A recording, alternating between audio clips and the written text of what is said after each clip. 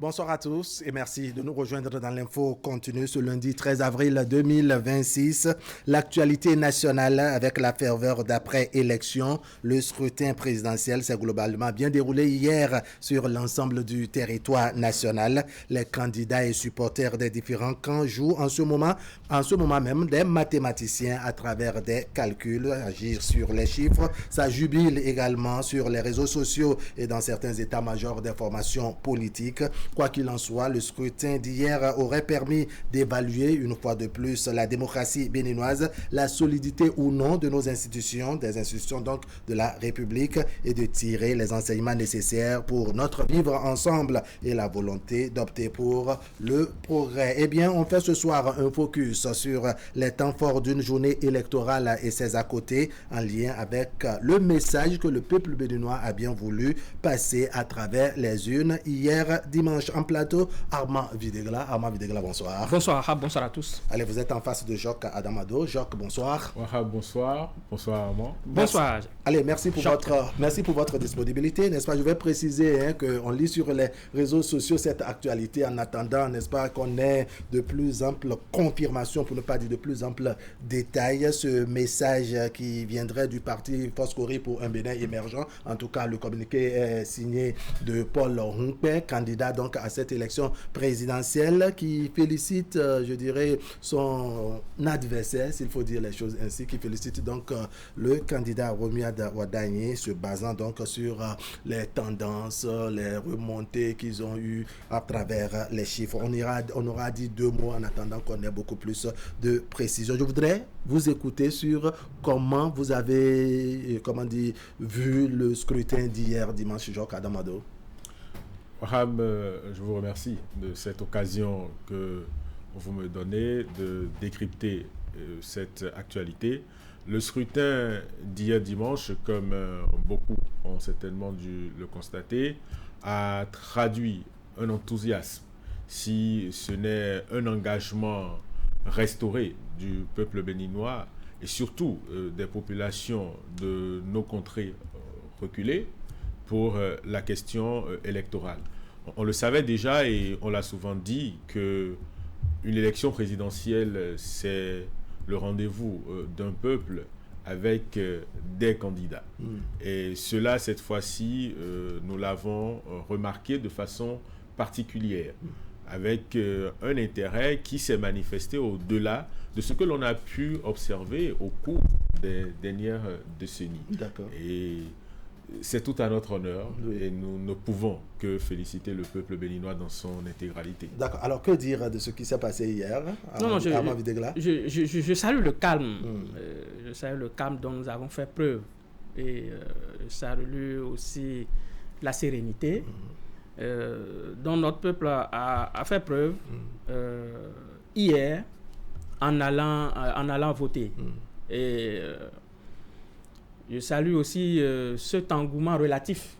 Je le dis relatif parce que, en attendant les chiffres des institutions chargées de l'organisation, notamment la Sénat, oui. Et des retours que nous avons eus quand même, et c'est surtout à l'intérieur du pays, les gens sont sortis pour aller accomplir ce devoir civique. Je crois que dans les prochaines heures, nous aurons les résultats des institutions, notamment la Sénat. D'accord. Et, je crois que ça ne va pas tarder. Oui. En tout cas, on a un dispositif mis en place, n'est-ce pas, pour suivre les choses au niveau de la Commission électorale nationale autonome Sénat. En tout cas, on a des équipes disponibles pour nous apporter les détails nécessaires venant donc de cette institution chargée de l'organisation des élections. Alors, il y a un autre détail. Il y a que, malgré l'expérience de la Sénat pour les élections communales et législatives du 11 janvier dernier, il y avait eu des couacs, les différents camps se sont plaints de la façon dont les choses ont été organisées. On avait noté des retards par endroits. L'institution même a reconnu, je dirais, ces mal-donnes-là. Il se trouve que pour cette présidentielle, à la limite, on peut dire qu'on a tiré leçon de tous ces maladresses et que les choses se sont corrigées. C'est bien le cas et vous savez, c'est la première fois qu'on a eu des élections générales. Oui. 3 scrutins se sont déroulés en l'espace de quelques mois au cours d'une même année.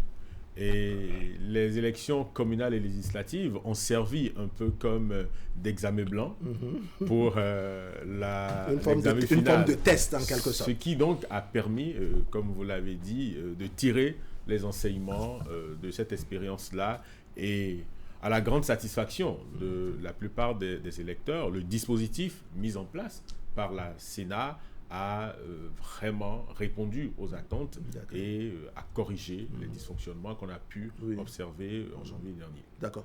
En termes d'organisation, vous en dites quoi, Arma Videgla? Bon, écoutez, normalement, nous ne devons plus dire que nous jetons des lauriers à la Sénat ou nous lui accordons une mauvaise note. D'accord. Parce que la Sénat a fait déjà son chemin.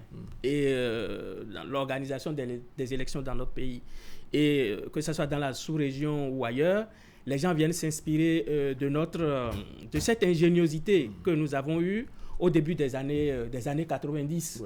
Parce que les gens n'accordaient pas leur violon pour que le ministère de l'Intérieur se charge de l'organisation des élections. Et donc, nous avons fait du chemin avec la Sénat. Et donc, je n'ai pas compris ce qui s'est passé en réalité en janvier dernier. En janvier, je n'ai pas compris. Et donc, je ne vais pas jeter des lauriers à la Sénat. On peut dire que tout ceci est derrière nous. C'est échec, c'est maladresse. On peut dire que tout est derrière nous. Je suis tout à fait d'accord. Je ne vais pas jeter des lauriers à la Sénat parce que la Sénat a fait son job et la Sénat devrait encore aller plus loin. C'est ça. Aller plus loin, c'est de faire de sorte que... Et nous devons donner les moyens à la Sénat. C'est de faire de sorte que je vois certaines images, ça fait mal au cœur parce que nous avons déjà traversé, nous avons fait du chemin avec les cantines à gauche et à droite. Bon, nous sommes à notre ère et nous allons à notre, à notre rythme. Mais je crois que nous devons essayer de faire mieux. Et le prochain président doit essayer aussi de donner les moyens à la Sénat pour qu'au soir des élections, nous ayons les résultats. Ne serait-ce que les résultats provisoires que la Sénat proclame pour que nous puissions aller encore un peu plus loin. On peut pas faire vous êtes un peu pressé, c'est-à-dire que juste après l'élection, n'est-ce pas, vous ne voulez pas qu'on vous fasse suffisamment languir. Oui, vous savez, on peut pas faire, on peut pas faire de comparaison. On peut pas faire de comparaison parce qu'ailleurs dans le monde, il y a eu encore des élections hier. Effectivement. Hier, ailleurs dans le monde, que ce soit des élections législatives, que ce soit des élections présidentielles. Vous voyez ce que je veux dire? Or, aujourd'hui, nous sommes dans un monde globalisé. Aujourd'hui, nous sommes des citoyens du monde. D'accord. Quel que soit l'endroit où ça se passe. La dernière fois même, ça s'est passé dans l'espace. C'était en direct. Allez, je vais écouter Jacques Adam Mandos, n'est-ce pas, sur ce détail-là. C'est-à-dire, on sent beaucoup de nos concitoyens, effectivement, dire que bon, les choses ont évolué, le numérique et autres, puisque le régime qui est en train de finir a fait de gros efforts, n'est-ce pas, dans le domaine du numérique et qu'il y a des moyens technologiques qu'on peut désormais utiliser de manière à ce qu'une fois les élections finies, qu'au soir déjà on commence par avoir ne serait-ce que les grandes tendances. Vous êtes pressé comme ces gens de citoyens à ne pas dormir sans connaître au moins les grandes tendances après une élection? Vous savez, moi je suis tourné vers l'avenir et je voudrais dire à mon vis-à-vis que moi je reste convaincu que les prochaines échéances, en l'occurrence d'ici 7 ans, que les choses auraient beaucoup évolué. Je ne voudrais pas faire d'entorse à la prescription de réserve en cette période, mais vous avez commencé à l'annoncer au début. Il y a un des candidats qui a reconnu sa défaite, pratiquement.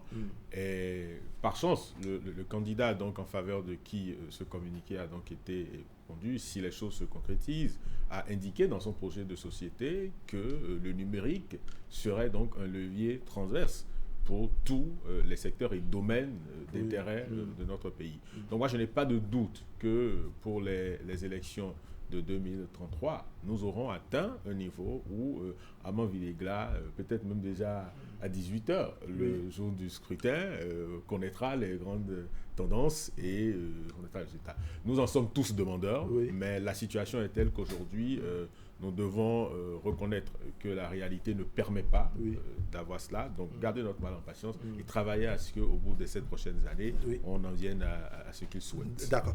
Je crois que nous disons pratiquement la même chose. En train de dire seulement que la manière dont... La vitesse, voilà, la vitesse égale. Oui, alors, un autre aspect lié donc à ce scrutin, il n'y a que de la campagne à la tenue du scrutin. Tout s'est déroulé sans heurts, sans violence, sans brutalité, même dans les régions dites, les régions à risque, les régions frontalières, avec tout ce qu'on sait de la crise sécuritaire, des menaces, de la menace terroriste et autres. Tout s'est très bien déroulé. On est interrogatif, on se demande à qui le mérite concrètement. Non, je crois que c'est à tout le monde. Vous savez, je vous ai dit la dernière fois quand j'étais ici, j'ai dit, il y a 20 ans, j'étais avec un candidat en tant que journaliste positionné pour suivre le candidat. Donc, j'ai parcouru tout le pays en 15 jours. Vous savez, notre peuple est un peuple véritablement pacifique. Véritablement pacifique. Vous savez, il y a des motifs déclencheurs. Et quand un motif déclencheur fait le jeu, vous méconnaissez rapidement ceux qui étaient pacifistes et tout. Mais notre peuple est profondément pacifiste. Moi, j'ai vu, il y a 20 ans, je suis passé à des zones presque à risque en ce moment-là, et avec un candidat, même les rues à cette époque-là, c'était véritablement des rues, quoi. Surtout dans la partie septentrionale de notre pays. Il faut avoir le courage de le dire. Voyez? Et donc, le mérite revient à tout le monde. Notre peuple est un peuple pacifiste. Et je crois que nous devons continuer encore à rester très pacifique dans tout ce que nous faisons, quelles que soient les colères, quel que soit tout ce qui se passe. Je crois qu'à tête reposée, nous ferons beaucoup de choses. Je crois que notre peuple fait preuve de cette paix que l'on n'imagine pas. D'accord. Jacques Adomado, vous avez fait attention, vous avez été attentif à ce volet, pour la façon dont les choses se sont déroulées, même depuis la période de campagne. On se dit, bon, les candidats, ils vont sur les mêmes terrains, prêcher leur évangile aux mêmes populations, au-delà de quelques pics, n'est-ce pas, qui frisent un peu, je dirais, la raillerie. Il y a que tout s'est déroulé sans brutalité, sans heurts, sans rien. On met ça comme à l'actif de qui? On met ça à l'actif non seulement du peuple béninois, mais également à l'actif des candidats. Et il faut reconnaître que pour cette élection, on est parvenu à élever le débat au-delà même des questions de personnes. C'est ça. Et on a pu observer que c'est une campagne qui a été une campagne de proximité. Où on a donné l'occasion aux populations d'écouter, d'entendre ce que pouvaient proposer les candidats et qui pourrait leur permettre à eux de se sentir concernés par la manière dont l'action publique va être déployée prochainement. Si vous avez été attentif, et je suis certain que vous l'avez été, aux messages qui étaient adressés, ces messages ont été adaptés à chaque région. À partir du moment où l'électeur se sent plus concerné par ce qui est dit, qui n'a pas le sentiment que c'est une question qui ne le regarde pas du tout, il est beaucoup plus sensible à ce qui se fait. Donc, au-delà de cette paix que vous avez notée tout à l'heure, au-delà des conditions pacifiques dans lesquelles cette campagne s'est déroulée, il y a aussi qu'on a pu sentir l'adhésion de nos populations qui étaient intéressées quelque part par ce que voulaient leur dire les candidats, parce que leur proposaient les candidats. Et comme l'a dit Armand aussi, vous savez, nous avons toujours eu un peuple, et il restera ainsi, un peuple particulièrement formidable. Donc, une fois de plus, ce qui s'est passé ressemble aux Béninois. D'accord. Au-delà des acteurs politiques, au-delà des mouvements qui ont accompagné, au-delà de cette passivité, je dirais le caractère pacifique, j'allais dire, des populations, est-ce qu'il n'y a pas eu un travail de l'ombre qui a été fait et que, les forces de défense et de sécurité ont pu apporter une certaine accalmie, en fait, une certaine contribution pour permettre à nos populations non seulement de se sentir beaucoup plus dans la quiétude et se comporter également en homme responsable sur le terrain et dans les urnes? Oui, c'est possible, mais nous ne sommes pas en période de conflit. Nous ne sommes pas en période de conflit. C'est vrai, nous avons il y a quand même un autre regard qu'on porte sur les communes qui sont des communes frontalières, les communes où en tout cas on parle souvent d'attaques terroristes et autres. Mais on se dit que même dans ces milieux, tout s'est très bien passé, que ce soit en période de campagne, on a vu les candidats faire le tour dans ces zones et autres. Est-ce qu'il n'y a pas un travail que les postes de sécurité ont pu également faire pour que vraiment on puisse se sentir à l'aise et sortir voter? Parce que bon, ça pouvait poser problème. Je suis d'accord. Pour une élection, c'est toute une machine qui est mise en branle pour gérer cette machine-là. Les forces de défense et de sécurité sont, je vais même dire, sont au cœur même de cette machine qui est mise en branle et pour pacifier notre pays et pour sécuriser. Vous voyez, même les candidats ont des... que ce soit leur manifestation, que ce soit eux-mêmes, sont sécurisés. Je crois que c'est vrai, nous devons décerner un satisfecit à nos forces de défense et de sécurité qui ont accompli leur tâche et malgré, malgré la situation tout de moins, un peu à gérer dans ces régions-là. Je crois qu'elles ont fait quand même un travail formidable pour que nous ayons quand même d'abord une campagne électorale. Même avant la campagne électorale, la période préélectorale, une période préélectorale très pacifique. Nous avons eu une campagne électorale aussi pacifique. Et puis, nous avons voté hier dans la paix. Et donc, nous devons quand même saluer aussi le travail qui est fait aussi à ce niveau. D'accord. Il n'y a que les deux camps, pour ne pas dire les deux candidats, se battaient pour la question de la mobilisation. C'est-à-dire, on invitait les populations à sortir massivement, accomplir leurs devoirs civiques. Pensez-vous que cet engouement, on l'a eu, je dirais, à travers les urnes. En attendant, c'est vrai qu'on ait les chiffres officiels proclamés par les institutions. Est-ce que vous pensez vraiment que ça s'est matérialisé dans les urnes hier? Alors, je pense que, sans équivoque, cela s'est manifesté puisque nous avons pu observer sur ce qui a circulé abondamment sur les réseaux sociaux qu'il y avait de longues files d'attente qui ont pu se constater au niveau de plusieurs centres de vote, surtout dans les régions reculées. Il y a aussi et cela s'explique, si vous avez bien observé sur les 6 derniers mois, les populations, soit réunies au sein d'organisations citoyennes, de mouvements politiques, d'associations de développement, ont manifesté un intérêt à participer à cette élection, à se faire entendre, à compter. Et il y a eu également une campagne de sensibilisation qui a parcouru tout le pays. Et ce qui est bien, c'est que cette campagne a été animée pour la plupart du temps par des personnes qui n'ont pas de coloration politique très poussée.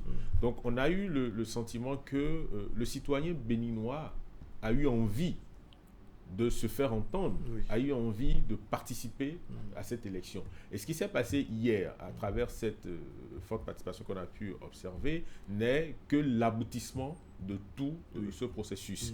Et une chose importante également, c'est qu'on a fait en sorte de ne pas donner l'impression aux Béninois que des régions s'opposaient, que des personnes s'opposaient.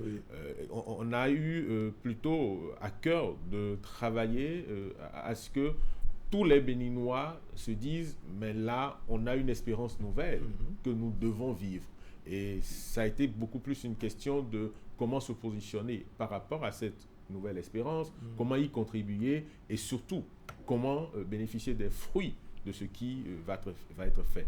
Donc, personne n'a vraiment voulu rester en marge de ce qui va se dérouler au cours du prochain septembre. Alors, dans votre première prise de parole, Armand Videgla, vous soulignez combien, n'est-ce pas, en termes de mobilisation, les choses sont plus ou moins relatives en attendant qu'on ait les chiffres officiels donc, de la Sénat. Comment on explique cela? Parce qu'il y a, qu'on se disait, non, on n'a que 2 candidats, le match est déjà plié. Bref, il y a ce commentaire qu'on recevait de part et d'autre sur les réseaux sociaux, mais on se dit que dans la pratique, hier dimanche, les donnes ont changé à la limite. Bon, oui, je crois que aller voter est un devoir. Aller voter est un devoir. Mais le vote même est un droit. Le vote même est un droit. Et aller voter est un devoir. Je crois que chacun de nous a pris quand même conscience de ce que il faut aller exprimer quand même son vote. De toutes les manières, votre voix quand même compte. Et l'élection qu'il y a, c'est l'élection du président de la République. C'est-à-dire, nous élisons le premier d'entre nous. Oui. Nous n'avons pas encore, peut-être que dans 10 ans, dans 15 ans ou dans 20 ou dans je ne sais pas quand, nous pourrons changer de régime.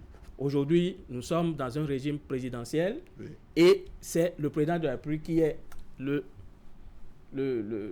vais dire en griffe, pour être un peu vulgaire, le grand patron. D'accord. Et donc, c'est lui qui nous représente un tout petit peu partout. Oui. Et je crois qu'il y a une prise de conscience. Ce qui me gêne, et je l'ai déjà exprimé sur ce plateau, c'est l'obsession des uns et des autres à parler de taux de participation, de ceci, cela. Et vous ne voyez pas d'intérêt. Devenu un slogan. Pour qu'on puisse aller dire aux oreilles de certains de sortir pour aller voter. Est-ce que c'était un slogan? Est-ce que ce n'était pas une sensibilisation? Est-ce que les gens ne se disent pas que la maturité du peuple... Oui, est-ce que les gens ne se disent pas que oui, c'est un droit pour certains, c'est un devoir selon là où on est situé? Un droit à partir de 18 ans. Oui. Mais un devoir... Vous qui est-ce que cette sensibilisation, ces différentes sorties, est-ce que c'est pas qu'on se dit, bon, certains ne savent pas encore que c'est leur droit, que c'est leur devoir, et que c'était juste une sensibilisation? Oui, je crois que vous savez, sur ce point, vous aurez raison. Sur ce point, vous aurez raison. Oui, sur ce point, vous aurez raison, parce qu'il y a ce qu'on appelle les primo-votants et qui ne sont pas aussi conscients de l'enjeu. Naturellement. Oui, sur ce point, vous avez tout à fait raison. Oui. Il y en a qui sont même des adultes et qui ne savent pas que c'est leur droit, que c'est leur devoir également. Oui, je suis d'accord. Le problème qui s'est posé à moi, et c'est mon ressenti personnel, c'est une obsession. C'est devenu une obsession et qui a quand même fait éclipser l'essentiel. C'est ça. Qui a quand même fait éclipser l'essentiel. Vous pensez que ça revenait trop dans les discours? Non seulement ça revenait trop dans les discours, les gens disaient, oui, comme vous l'avez dit, que le match est plié et que en réalité, ce qu'il faudra faire maintenant, que c'est le taux de participation. Quand j'entends ça, ça m'énerve. Non, c'est peut-être l'orientation du discours. C'est peut-être l'orientation du discours, la formulation des messages. Oui. Je pense que ce n'était pas une obsession. Je pense que c'était une préoccupation. C'était un défi qu'il fallait le relever. Et pourquoi? Vous savez, on l'admettra tous, chacun a sa part de responsabilité à assumer. Au cours des dernières décennies, l'action publique s'est éloignée du citoyen. Au cours des dernières décennies, il y a un fossé qui s'est creusé entre le citoyen et son dirigeant. À tel point qu'on en était arrivé à une situation où la plupart des citoyens ne se sentaient plus concernés par l'action publique. Ce qui était devenu dangereux et préjudiciable pour notre vivre ensemble. Il était donc important qu'on rappelle aux uns et aux autres que les dirigeants ne sont en réalité que des personnes à qui on confie un mandat. Une mission. Et que les véritables dépositaires de la souveraineté nationale, c'est le peuple pris dans son intégralité. Et que pour que nous continuions d'avoir une gouvernance qui s'améliore, le citoyen a besoin d'être conscient des droits, des prérogatives et de la force de son action sur la personne qu'il mandate. Et on dit que la répétition, elle est pédagogique. Le dire juste une fois, ça n'aurait pas suffi. Parce que nous sortons d'une période qui a été longue, qui a comporté ces insuffisances. Donc, en clair, l'exercice était nécessaire. Il était nécessaire, il était bienvenu et il a été salutaire. Parce qu'au-delà de cette campagne de sensibilisation, on a pu observer qu'hier, le jour du scrutin, les gens se sont mobilisés au niveau des mouvements, au niveau des associations, au niveau des partis politiques pour faciliter l'accomplissement de ce devoir. Parce que ça a beau être un devoir, ça a beau être un droit, ce n'est pas toujours aisé pour un citoyen de parcourir 5 km pour aller voter. Ce sont des situations que nous avons encore et qui vont peut-être se corriger, on l'espère. Donc, j'ai mon droit, je veux l'exercer. Si j'ai quelques difficultés et que je n'ai pas de la motivation, que je n'ai pas du rappel, quelque part, mon ardeur peut être Moussé. D'accord. Donc, pour moi, ce n'était pas inutile Oui. de le faire. Ce n'était pas inutile. Oui, de Ama Bidegla, rappeler. qu'il s'agisse d'une obsession, d'un rappel, d'une sensibilisation ou quoi qu'il en soit, est-ce qu'effectivement, on a pu voir, l'effet de tout ceci dans les urnes? Est-ce qu'il y a eu vraiment mobilisation selon vous quand vous regardez, ce qui s'est passé même à l'intérieur du pays? On va juste attendre les institutions chargées de cela pour nous donner, les Mais dans un cas comme dans l'autre, il y a de ces chiffres qui circulent. Oui, il y a le regard du journaliste, les données qu'on a avec les équipes déployées sur le terrain. Oui, je crois que de façon globale. Je crois que nous allons aller un tout petit peu plus que ce qu'on a eu pour les législatives et les communales. Oui, pas juste un tout oui. Moi, je suis un tout petit peu prudent. Mais on aura un peu plus. Et si on ne sait pas faire, on aura même un peu plus qu'en 2021. D'accord. En 2021. Et dès que les chiffres vont sortir, nous allons les commenter. D'accord. Et ce que je voudrais dire, c'est que je ne suis pas contre. Oui. Personne ne dit que vous êtes contre. Depuis l'avènement du renouveau démocratique, nous avons fait assez d'élections. Oui. Tout le monde, on dit aux gens, tout le monde dit, mais sortez pour aller voter. Oui. C'était véritablement ce qui accompagnait tout ce que les gens faisaient. Oui. Si vous voulez que l'action politique soit ceci ou soit cela, sortez pour aller voter. D'accord. Nous l'avons eu depuis, ça fait 35 ans que nous votons. Donc, donc ce n'est pas nouveau. Donc, c'est pas nouveau. Mais vous reconnaissez, en tout cas, je reconnais, et vous devez reconnaître que pour cette dernière élection, il y a une certaine obsession. Il y a ce sentiment et dans quelques débats fait que des fois on va évoluer sur ce point. Je voudrais poser une question. Oui, allez-y. Vous posez des questions aux journalistes. Je voudrais poser des questions aux journalistes. Allez-y. Vous connaissez certainement vos prescriptions déontologiques pour l'exercice de votre métier. Il n'empêche pas que lorsque la période électorale approche, que ce soit la RAC, que ce soit vos organisations professionnelles, que ce soit les fertières, que régulièrement des campagnes de sensibilisation soient animées pour vous rappeler ce que vous savez pourtant. C'est pour dire que ce n'est pas parce que... on ne va pas dire que la RAC est obsédée, que c'est une obsession. Justement, c'est juste une préoccupation. D'accord, on va évoluer dans les discussions. Non, je vais lui répondre. Vous savez, je suis contre ces pratiques-là. Oui. Parce que si vous êtes formé, c'est parce que nous sommes dans un mélange. Oui. Et comme nous sommes dans un mélange, alors est-ce que la RAC ne doit pas tenir compte de ce mélange, n'est-ce pas, pour pouvoir corriger? Vous voulez, je vais pas. Allez, on en fera un autre débat. Allez, on va évoluer dans les discussions. Ce serait peut-être une autre thématique. Alors, si tant est qu'on note une certaine mobilisation, encore une fois, on est prudent en attendant les chiffres officiels de la Sénat. Si tant est qu'il y a mobilisation, comment on interprète ça? Alors l'interprétation, pour moi, elle est simple. D'accord. Il y a des attentes que nos populations ont. Oui.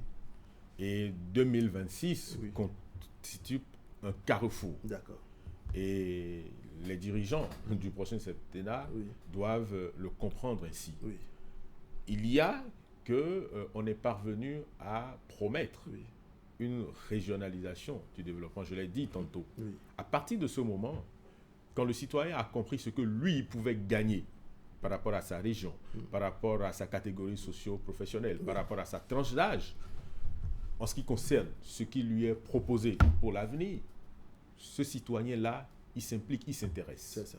Donc, c'est une demande, ce sont des attentes que les populations sont allées exprimer à travers leur présence, leur participation au scrutin d'hier. D'accord. Alors, Ama Bidegla, est-ce qu'il faut dire que cette mobilisation ou cette forte participation qu'on a relativement aux élections de janvier dernier, n'est-ce pas, que cela traduit une certaine adhésion, ne serait-ce qu'au projet de société de l'un ou de l'autre des candidats? Oui, bon, vous avez les élections que nous avons eues en janvier ne sont pas exactement les mêmes les élections que nous avons eues. Et les élections de janvier sont les élections de proximité. Ici, la circonscription électorale reste tout le Bénin entier. Le territoire national. Tout le Bénin entier. Et si vous voulez gagner, vous devez parcourir tout le pays. Oui. Vous devez avoir un maillage très important Oui. qui va dans le fin fond du pays D'accord. et qui quitte pratiquement le dernier point de Malanville pour échouer à la côte, au niveau de Figuirosset ou D'accord. au niveau de Togben. D'accord. Et donc, vous voyez, si c'est ça, ça veut dire que c'est un gros défi pour tout le monde. On va élire le premier d'entre nous, celui qui va nous représenter, celui qui va faire de telle sorte qu'on vit mieux D'accord. dans le pays, Oui. celui qui va faire de cette sorte que nous soyons respectés à l'international. Oui, respecter à l'international, vivre mieux Vivre et mieux. autres. Chacun des candidats, n'est-ce pas, a proposé ça dans son Oui, projet bien de sûr. société. Sans Bien sûr. doute que, n'est-ce pas, un des projets de société a davantage appâté les populations. Parce qu'ils Oui. sortent, c'est qu'ils sont une raison. Oui, relativement. Oui. Relativement. Parce que la lecture des projets de société, c'est pas une lecture aussi facile que ça. C'est ça. Et quand vous voyez aussi les strates de notre population, vous voyez une catégorie totalement analphabète Oui. et vous voyez une catégorie alphabétisée et tout. Oui. Et puis on a l'élite. Oui. Et donc ça fait pratiquement 3 strates. Et donc quand vous voyez tout ça, vous vous dites, est-ce que réellement le projet de société fait véritablement élire? Oui. Vous savez, aujourd'hui, et les chiffres vont sortir, ceux qui sont sortis le plus, c'est ceux qui sont à l'intérieur de notre pays. Oui. C'est ceux qui n'ont pas vu véritablement les pavés et autres là dans leur quartier. Oui, oui. C'est-à-dire que quelque Ceux chose qui- les intéresse. Voilà, Oui. voilà. Donc ça veut dire que il y a un motif déclencheur. Oui. Quelque chose qui fait que des hommes qui vivent au fin fond de notre pays se lèvent, se regroupent pour dire nous irons exprimer notre vote. D'accord. Voilà, nous irons exprimer notre vote parce que nous avons des préoccupations. Il est passé par ici. Si ce n'est pas lui-même, les membres de sa délégation Oui. ou son représentant qui est dans notre quartier ou qui est dans notre village est passé par ici pour nous dire un certain nombre de choses qui nous intéressent D'accord. et qui va faire que nous allons vivre mieux. Oui. Et donc, nous devons sortir quand même pour aller exprimer Vous notre voyez de vote. la pertinence dans le développement de Armand Videgla? Oui, je note la pertinence, mais je voudrais rajouter que Oui. au-delà, et il faut le dire et l'assumer, il y a eu un défi générationnel. Il y a on s'est rapproché un peu plus à travers les candidats de la classe en termes de tranche d'âge qui est aujourd'hui la plus représentative de la population béninoise, première chose. Deuxième chose, il y a aussi que, contrairement à ce que disait Armand, les projets de société n'ont pas forcément été inaccessibles aux populations qui sont dans les zones reculées. Parce qu'à partir du moment où, au cours de la campagne, Oui. des efforts ont été faits avec des locuteurs en langue des Oui, régions en langue où les nationale, candidats sont allés, pour expliquer et pour, allez, je vais dire un peu comme on le dit dans le monde des journalistes, le journal en langue facile. Oui. Il y a eu cet exercice D'accord. pour dire aux gens, voilà, chez vous, ce qu'on vous promet, voilà ce que vous allez gagner. Oui. Et je vais faire un peu de dérision. Quelqu'un est même allé jusqu'à proposer une société de brasserie, Oui. quelque part, pour une certaine Et région. même l'aileron va baisser. Bien, alors, Et donc, c'est- on a ça vous quand même- intéresse, l'aileron? Je pense qu'on va plutôt... Ce qui m'intéresse, c'est d'encourager la production locale. D'accord. Alors, donc, c'est pour dire qu'on a ramené le débat à l'échelle du citoyen. Et D'accord. puis, il y a eu l'implication Oui. des masses sociales. D'accord.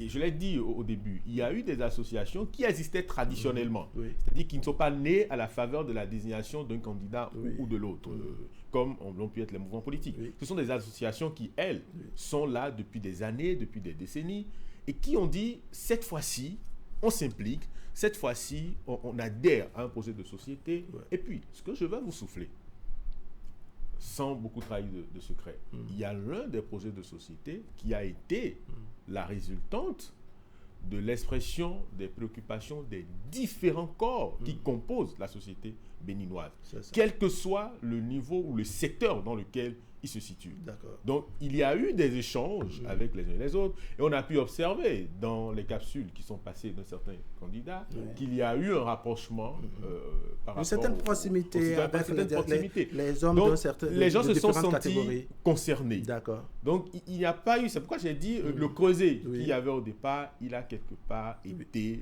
un peu réduit. Pas totalement encore, mais il a été un peu réduit. Et il y a eu cette situation de renouvellement de l'offre politique. Chaque fois qu'un président en exercice finit, on a toujours un intérêt qui se manifeste mieux que quand c'est un candidat c'est un président qui est candidat à sa propre succession.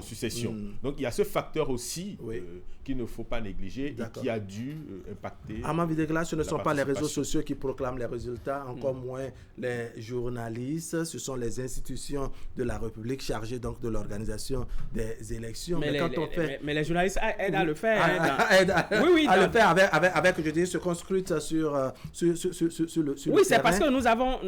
Ailleurs, même tu me permets. Voilà, c'est ce que je voulais... C'est parce que nous avons une société bizarre. On a une société bizarre. Non, elle est particulière. On va dire qu'elle est particulière. On va pas dire qu'elle est bizarre. Je le prends comme ça. Nous avons une société particulière. Nous avons une société bizarre. Sinon, c'est sur les... Alors, dans un cas comme dans l'autre, il y a dans les duos, en tout cas entre les deux duos, un qui était parti favori. Est-ce que vous pensez, avec les chiffres qu'on a de part et d'autre, avec les équipes déployées, ce qu'ils ont ramené au lendemain, je dirais quelques heures après le dépouillement dans les différents bureaux de vote, est-ce que vous pensez que l'idée qu'on avait au départ, que cette idée est en train de se matérialiser, de se concrétiser? C'est relatif de l'idée du départ. En tout cas, je veux votre lecture. Non, moi je n'avais pas eu totalement de préconçu. C'est ça. Ce qui est clair, c'est qu'il y a un candidat favori.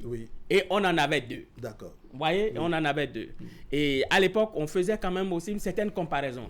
Parce qu'il y a le candidat de l'autre camp qui sort d'une élection, et lui-même a participé avec toute son équipe, qui sort d'une élection avec un résultat que je ne veux pas qualifier, que tout le monde sait déjà. Et puis nous avons de l'autre côté le candidat de la majorité présidentielle qui aussi sort d'une élection parce que les deux partis ont été et ont raflé quand même les sièges dans tous les cas. Et ça, on même partagé je dirais, c'est un bonus. Voilà. Et donc avec ça, on voit déjà qu'il y a un tout petit peu, on sait déjà qui sera en pôle position on voit l'un en avance et qui ne sera pas. Et selon les informations qu'on a eues et qui passent, si réellement M. Paul Onkpé salue son challenger et le félicite parce que il a gagné le vote, peut-être selon lui, avec tout ce qui se passe. Et donc, je crois que ce ne serait que... Ça ne va pas surprendre. D'accord. Ça ne va pas en réalité surprendre. Alors, on a suivi un peu la campagne, que ce soit avant la campagne, durant la période de campagne également, tout un contingent autour d'un des candidats. Il y a ce détail-là que soulève également Armand Videegla, les élections communales, les résultats des élections communales et législatives, des partis, n'est-ce pas, soutenant un des candidats. Est-ce que vous pensez que tous ces éléments mis en place, n'est-ce pas, ont pu jouer à travers les urnes, si on s'en tient à ce qu'on a comme éléments, je dirais que ce soit sur les réseaux sociaux, les compilations de part et d'autre, en attendant les chiffres ou les résultats officiels de la Sénat, je le précise encore une fois. Oui, alors je vais une fois de plus le dire en français facile. On a une situation qui est tout simple. On a offert aux populations pendant les dernières années la possibilité d'apprécier l'action publique, d'en mesurer les résultats et l'impact sur leur quotidien. Et il leur a été proposé ensuite que cette dynamique continue, mais en faisant un peu plus attention aux attentes qui n'ont pas pu être comblées. Donc que cette dynamique continue et soit même améliorée. L'amélioration, c'est important. Parce qu'on a entendu le candidat dont vous parlez dire je m'inscris pour une nouvelle orientation de l'action publique parce que le chemin que nous avons parcouru nous donne aujourd'hui les moyens de mieux répondre aux attentes des populations. Donc si vous êtes un parent qui quand vous étiez fonctionnaire moyen, aviez l'habitude de répondre aux besoins de votre famille au mieux de vos capacités, vous comprenez que la famille a de meilleures espérances quand vous avez un poste qui vous donne, qui vous confère de meilleurs moyens. Parce qu'on se dit, il a déjà l'habitude. Par contre, si vous étiez, je m'excuse, je peux être irresponsable, avec peu de moyens, si vous en avez plus, on se dira, il deviendra juste un gros irresponsable. C'est ça. Donc, je pense c'est-à-dire, il va gravir les échelons dans son les irresponsabilité. Donc, il y a eu cette réalité. Il y a aujourd'hui que nos populations dans les zones reculées se disent, ce qu'on a pu faire dans les métropoles viendra chez nous. Et ça leur a été promis. D'accord. Le candidat. Oui, et tout cela, il a intéressé. Cela les a intéressés et ces populations-là, elles attendent cela. Donc je pense que ça a aussi participé. Alors il y a un détail, je ne sais pas si vous avez fait attention, malgré le poids de l'âge, on a vu, je dirais, les anciens présidents d'institutions, comme même les anciens présidents de la République, on a vu Nicéphore Dieudonné Soglo, on a vu, je dirais, les anciens présidents d'institutions, l'ancien président de la Cour constitutionnelle, malgré l'âge qui avance chez chacun, de sortir, voter à part les populations. Mais il y a un visage qu'on n'a pas vu. On a vu Patrice Talon aller voter également, mais il y a un visage, une personnalité qu'on n'a pas eu, notamment Boni Yayi, pour ainsi le citer. Malgré toutes les mesures prises pour au moins dans son bureau de vote filmé, tel qu'on a pu faire aux autres personnalités, on ne l'a pas vu venir. Vous expliquez ça comment? Oh là là, moi je ne l'explique pas. Vous comprenez ça au moins? Je ne veux pas comprendre. Je ne veux pas comprendre. Pourquoi? Il n'a pas voulu. De toutes les façons, peut-être qu'il a fait de façon discrète. Je ne sais pas. Mais au-delà de lui, parce que la République est au-delà de lui, les gens sont sortis pour aller voter. Vous avez souligné le président Nicéphore Soglo. C'est ce qu'on a vu. Malgré le poids de l'âge, c'est ce qu'on a vu. Il s'est débrouillé à la limite. C'est ce qu'on a vu. Est-ce que vous savez que dans des villages, les gens ont plus de 80 ans, ils sont sortis pour aller voter. Pour moi, focaliser cette affaire-là sur un homme n'est pas important. Ah bon? Oui, ce n'est pas important.